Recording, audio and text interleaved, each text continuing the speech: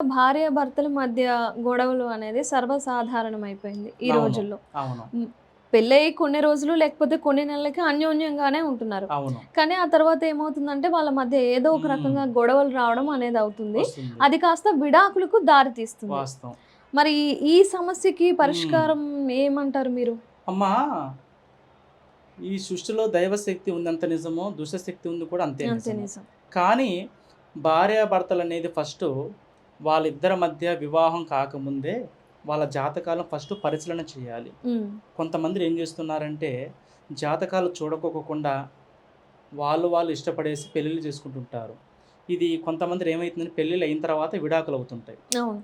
అబ్బాయిలో తప్పో తెలీదు, అమ్మాయిలో తప్పో తెలీదు. కానీ వాళ్ళిద్దరి మధ్య కొన్ని గొడవలు జరగడము, హ్మ్. ఈగోలు రావడము, విడిపోవడము జరుగుతూ ఉంది. నేను చాలామందిని చెక్ చేసిందంటే భార్యాభర్తలు విడిపోవడం మొదటి కారణము వాళ్ళ జాతకాలొచ్చేసి సరిలేకపోవడం వల్ల. హ్మ్. ఇంకోటొచ్చేసి వారిద్దరి మధ్య అండర్‌స్టాండింగ్ లేకపోవడం వల్ల.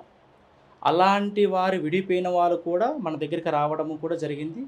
వారికి కూడా భార్యాభర్తల అన్యోన్య దాంపత్యం ఉండడం కోసం మనం కొన్ని పరిహారాలను కూడా మనం చెప్తూ వస్తున్నాము.